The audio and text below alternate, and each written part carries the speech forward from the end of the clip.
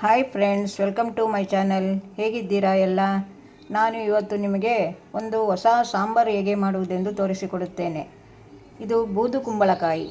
ಇದು ತುಂಬ ಆರೋಗ್ಯಕ್ಕೆ ತುಂಬ ಒಳ್ಳೆಯದು. ಹಾಗಾಗಿ ಯಾವಾಗಲೂ ಬೂದು ಕುಂಬಳಕಾಯಿ ಸಾಂಬಾರು, ಜ್ಯೂಸು ಮಾಡಿಕೊಂಡು ಕುಡಿದರೆ ಆರೋಗ್ಯ ತುಂಬ ಚೆನ್ನಾಗಿರುತ್ತದೆ.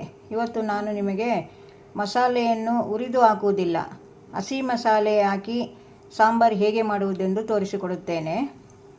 ಇದಕ್ಕೆ ಬೇಕಾಗುವ ಸಾಮಗ್ರಿಗಳು: 2 ಚಮಚ ಕೊತ್ತಂಬರಿ ಬೀಜ, 1 ಚಮಚ ಜೀರಿಗೆ, 3 ಚಮಚ ತೊಗರಿಬೇಳೆ, 4 ಚಮಚ ತೆಂಗಿನ ತುರಿ, 5 ಒಣಮೆಣಸಿನಕಾಯಿ, 2 ಚಮಚ ಉದ್ದಿನಬೇಳೆ, ಸ್ವಲ್ಪ ಹಿಂಗು, 2 ಗರಿ ಕರಿಬೇವಿನ ಎಲೆ, ತೆಂಗಿನ ಎಣ್ಣೆ, ಅರಿಶಿನ.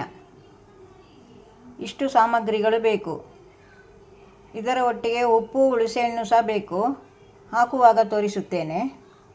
ಈಗ ಬೂದು ಕುಂಬಳಕಾಯಿಯನ್ನು ಹಚ್ಚಿಕೊಂಡು ಬರುವ. ನಡುವಲ್ಲಿದ್ದದ್ದೆಲ್ಲ ತೆಗೆದುಬಿಡಿ. ಇದರಲ್ಲಿ ತಂಬಳಿ ಮಾಡಬಹುದು, ಇನ್ನೊಂದು ದಿವಸ ತೋರಿಸಿಕೊಡುತ್ತೇನೆ. ನೋಡಿ, ಹೀಗೆ ಎಲ್ಲ ಹಚ್ಚಿಕೊಳ್ಳಿ. ಇದು ತುಂಬ ಒಳ್ಳೆಯದು ಆರೋಗ್ಯಕ್ಕೆ. ಇದರ ಸಿಪ್ಪೆಯನ್ನು ಹೀಗೆ ತೆಗೆದುಕೊಳ್ಳಿ. ಇದರ ಸಿಪ್ಪೆಯನ್ನು ಹಿಂದಿನ ವಿಡಿಯೋದಲ್ಲಿ ಬಜ್ಜಿ ಮಾಡಿ ತೋರಿಸಿದ್ದೇನೆ. ತುಂಬ ಥ್ಯಾಂಕ್ ಯು ಫ್ರೆಂಡ್ಸ್. ಎಲ್ಲರೂ ತುಂಬ ಜನ ಅದನ್ನು ವೀಕ್ಷಣೆ ಮಾಡಿದ್ದೀರಾ. ಹಾಗಾಗಿ ತುಂಬ ಹೃದಯದ ಕೃತಜ್ಞತೆಯನ್ನು ಸಲ್ಲಿಸುತ್ತೇನೆ. ನೋಡಿ, ಹೀಗೆ ಹಚ್ಚಿಕೊಳ್ಳಿ. ಸ್ವಲ್ಪ ಹೋಳುಗಳು ದೊಡ್ಡದಾಗಿರಲಿ, ಇಲ್ಲರೆ ಬೇಯುವಾಗ ಸ್ವಲ್ಪ ಕಲ್ಲಡಿ ಹೋಗುತ್ತದೆ. ಇದನ್ನು ತುಂಬ ಬೇಯಿಸಿಕೊಳ್ಳಬಾರದು. ಕುಕ್ಕರಲ್ಲಿ ಇಡುವುದಕ್ಕಿಂತ ಹೀಗೆ ಬೇಯಿಸಿಕೊಂಡರೆ ತುಂಬ ರುಚಿಯಾಗಿರುತ್ತದೆ. ಕುಕ್ಕರಲ್ಲಿಟ್ಟರೆ 1 ವಿಸಿಲ್ ಮಾತ್ರ ಕೂಗಿಸಿಕೊಳ್ಳಿ. ನೋಡಿ, ಹೀಗೆ ಬೇಳೆ ಒಟ್ಟಿಗೆ ಹಾಕಬೇಡಿ, ಇದನ್ನು ಸಪರೇಟಾಗಿ ಬೇಯಿಸಿಕೊಳ್ಳಬೇಕು.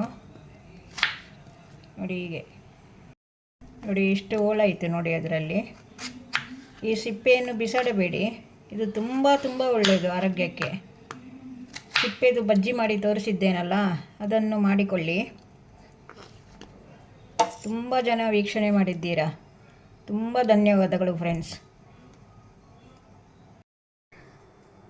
ಬೂದು ಕುಂಬಳಕಾಯಿಯನ್ನು ಕಟ್ ಮಾಡಿಕೊಂಡಾಗಿದೆ. ನೋಡಿ, ಇಷ್ಟಿಷ್ಟು ದೊಡ್ಡ ಹೋಳು ಮಾಡಿಕೊಳ್ಳಿ. ಇದನ್ನು ಹಾಗೆ ಬೇಯಿಸುತ್ತೇನೆ ನಾನು. ನೀರು ಹಾಕಿಕೊಳ್ಳಿ. ಇದು ಮುಳುಗುವವರೆಗೆ ನೀರು ಹಾಕಿಕೊಳ್ಳಿ. ಇಷ್ಟು ಅರಿಶಿನ, ಅರ್ಧ ಚಮಚ ಉಪ್ಪು ಹಾಕಿಕೊಳ್ಳಿ. ಹೋಳಿಗೆ ಉಪ್ಪು ಹಿಡಿಯಬೇಕಲ್ಲ, ಅದಕ್ಕೆ ಬೇಯುವಾಗಲೇ ಸ್ವಲ್ಪ ಉಪ್ಪು ಹಾಕಿಕೊಳ್ಳಬೇಕು. ಅರ್ಧ ಚಮಚ ಬೇಕಾದರೆ ನೋಡಿಕೊಂಡು ಮತ್ತೆ ಹಾಕಿಕೊಳ್ಳಬೇಕು. ಇದನ್ನು ಈಗ ಬೇಯಲಿಕ್ಕೆ ಇಡುವ. ಈಗ ಬೇಳೆ ಬೇಯಲಿಕ್ಕಿಡುವ. ಬೇಳೆಯನ್ನು ಸ್ವಲ್ಪ ತೊಳೆದುಕೊಂಡು ಆಮೇಲೆ ಹಾಕಿ. ಬೇಳೆ ಯಾವಾಗಲೂ ತೊಳೆದುಕೊಳ್ಳಬೇಕು, ಹಾಗೆ ಹಾಕಬೇಡಿ. ಸ್ವಲ್ಪ ಬೇಳೆ ಮುಳುಗುವಷ್ಟು ನೀರು ಹಾಕಿದರೆ ಸಾಕು.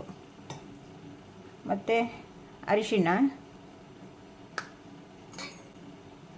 1/4 ಚಮಚ ಎಣ್ಣೆ. ಇದನ್ನು 4 ವಿಷಲ್ ಕೂಗಿಸಿಕೊಳ್ಳಿ. ಈಗ ಬಾಣಲೆ ಇಟ್ಟು 1.5 ಚಮಚ ಎಣ್ಣೆ ಹಾಕಿಕೊಂಡಿದ್ದೇನೆ, ಸಣ್ಣ ಚಮಚದಲ್ಲಿ. ಉದ್ದಿನ ಬೇಳೆಯನ್ನು ಹುರಿಯುವ. ಇದಕ್ಕೆ 1/4 ಚಮಚ ಮೆಂತ್ಯ ಹಾಕಿಕೊಳ್ಳಿ. ಕೆಂಪಗೆ ಹುರಿಯಿರಿ, ಹದ ಕೆಂಪಗಿರಲಿ. ಉದ್ದಿನ ಬೇಳೆ ಹುರಿದುಕೊಂಡಾಗಿದೆ. ಉದ್ದಿನ ಬೇಳೆ ಮತ್ತು ಮೆಂತ್ಯ ಎರಡನ್ನೂ ಹುರಿದುಕೊಂಡಿದೆ. ಜೀರಿಗೆ, ಕೊತ್ತಂಬರಿ ಬೀಜ ಹಸಿಯಾಗೆ ಹಾಕಿಕೊಳ್ಳಬೇಕು. ಮೆಣಸನ್ನು ಕೂಡ ಹಸಿಯಾಗಿ ಹಾಕಿ. ಇಷ್ಟು ಹುಳಿ ಹಾಕಿ, ಇಷ್ಟು ನೋಡಿ, ಇಷ್ಟು. ಮತ್ತು ಕರಿಬೇವಿನ ಎಲೆ, ಇದು ಸಹ ಹಸಿ. ಕರಿಬೇವು ತುಂಬ ಒಳ್ಳೆಯದು, ಕಣ್ಣಿಗೆ, ಕೂದಲಿಗೆ, ಶುಗರಿಗೆ ಎಲ್ಲ ಒಳ್ಳೆಯದು. ಕರಿಬೇವನ್ನು ಬೆಳಗ್ಗೆ ಎದ್ದು ಹಾಗೆ 2 ಎಲೆ ತಿನ್ನಬಹುದು. ತೆಂಗಿನ ತುರಿ ಎಲ್ಲ ಹಸಿ. ಉದ್ದಿನ ಬೇಳೆ ಮತ್ತು ಮೆಂತ್ಯ ಮಾತ್ರ ಹುರಿದುಕೊಂಡಿರೋದು, ಮತ್ತೆಲ್ಲ ಹಸಿಯಾಗೇ ಹಾಕಿ. ಇದನ್ನು ರುಬ್ಬಿಕೊಂಡು ಬರುವ ಈಗ. ನೋಡಿ ಬೂದು ಕುಂಬಳಕಾಯಿ ಬೆಂದಾಗಿದೆ ನೋಡಿ, ಈ ರೀತಿ ಬೇಯಿಸಿಕೊಳ್ಳಿ. ನೋಡಿ ಅದಾಗಿ ಬೆಂದಿದೆ ನೋಡಿ. ಈಗ ಇದಕ್ಕೆ ಬೇಳೆ ಹಾಕಿಕೊಳ್ಳಿ, ಬೆಂದ ಬೇಳೆ ಮತ್ತು ಮಸಾಲೆ, ರುಬ್ಬಿದ ಮಸಾಲೆ, ಹಸಿ ಮಸಾಲೆ ಇದು. ಅರ್ಧ ಚಮಚ ಉಪ್ಪು ನಿಮಗೆ ಎಷ್ಟು ಬೇಕೋ ಅಷ್ಟು ನೋಡಿಕೊಂಡು ಹಾಕಿಕೊಳ್ಳಿ. ಬೆಲ್ಲ ಇಷ್ಟು ನಿಮಗೆ ಬೇಕಾದರೆ, ಆದರೆ ಬೆಲ್ಲ ಹಾಕಿದರೆ ತುಂಬ ರುಚಿಯಾಗಿರುತ್ತದೆ, ಅದಕ್ಕೆ ಬೆಲ್ಲ ಹಾಕೋದು. ಈಗ ಸಾಂಬಾರು ರೆಡಿ ಆಯಿತು, ಕುದಿಯುತ್ತಾ ಇದೆ. ಈಗ ಇದಕ್ಕೆ ಸ್ವಲ್ಪ ಹಿಂಗಾಕಿ, ಒಂದು 3 ಚಿಟಿಕೆ ಹಿಂಗಾಕಿ. ಹಿಂಗೆ ಹಾಕಿದ ಮೇಲೆ ಕುದಿಯಬಾರದು, ಆಫ್ ಮಾಡಿಬಿಡಿ. ಮತ್ತೆ ಒಂದು ಒಗ್ಗರಣೆ ಕೊಡುವ. ಕರಿಬೇವು ಮತ್ತು ಸಾಸಿವೆ ಒಗ್ಗರಣೆ ಕೊಡಿ.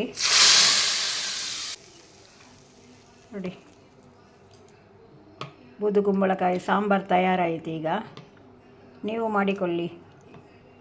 ನೋಡಿ ಹೋಳುಗಳು ನೋಡಿ ಹೀಗಿರಬೇಕು. ಇದಕ್ಕೆ ಉಡುಪಿ ಸೈಡ್ ಕರುಕುಂಬಡ ಅಂತ ಹೇಳುತ್ತಾರೆ, ನಮ್ಮ ತುಳು ಭಾಷೆಯಲ್ಲಿ ಕರುಕುಂಬಡ ಅಂತ ಹೇಳುತ್ತಾರೆ, ಕನ್ನಡದಲ್ಲಿ ಬೂದು ಕುಂಬಳಕಾಯಿ. ನೋಡಿ ಚೆನ್ನಾಗಿದೆ ನೋಡಿ, ನೋಡಿ ಎಷ್ಟು ಚೆನ್ನಾಗಿ ಬಂದಿದೆ ನೋಡಿ. ಈ ರೀತಿ ಬರಬೇಕು. ಹೋಳುಗಳು ಸಹ ಕದಡಿ ಹೋಗಬಾರದು, ಗಟ್ಟಿಯಾಗೇ ಇರಬೇಕು. ನೋಡಿ ತುಂಬ ಬೇಯಿಸಿಕೊಂಡರೆ ಅದು ಮೆತ್ತಗಾಗಿ ಹೋಗುತ್ತದೆ, ಆಗ ಟೇಸ್ಟ್ ಇರುವುದಿಲ್ಲ. ಇಷ್ಟು ತೆಳುವಾಗಿರಬೇಕು ನೋಡಿ, ಇಷ್ಟು ತೆಳುವಾಗಿರಬೇಕು ಸಾಂಬಾರು. ನೋಡಿ ಇದು ತುಂಬ ರುಚಿಯಾಗಿರುತ್ತದೆ. ಹಸಿ ಮಸಾಲೆ ಹಾಕಿದ ಸಾಂಬಾರಿದು, ಖಂಡಿತ ಮಾಡಿಕೊಳ್ಳಿ, ತುಂಬ ಚೆನ್ನಾಗಿರುತ್ತದೆ ಇದು. ಓಕೆ ಫ್ರೆಂಡ್ಸ್, ನಿಮಗೆ ಇಷ್ಟವಾದರೆ ಲೈಕ್ ಮಾಡಿ, ಸಬ್ಸ್ಕ್ರೈಬ್ ಮಾಡಿ. ಇನ್ನೊಂದು ವಿಡಿಯೋದಲ್ಲಿ ಸಿಗುತ್ತೇನೆ. ಬಾಯ್.